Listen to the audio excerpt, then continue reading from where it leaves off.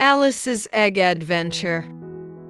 Bright and early, Alice heads to the chicken house. She spots her grandfather waiting there with a warm smile, holding something special in his hand. "Take good care of this egg, Alice," Grandpa says with a smile. Alice holds the egg carefully, her eyes sparkling with curiosity. Alice gently places the egg in a soft nest, making sure it's warm and snug. "You'll be safe here," she whispers lovingly. Crack!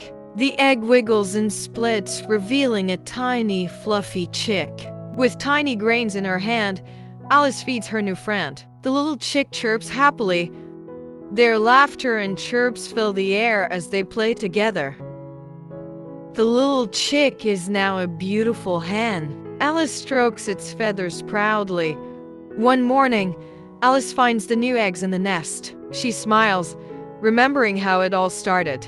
Soon, the hen hatches many chicks. Alice watches them with awe and joy, knowing her care and love made it all possible.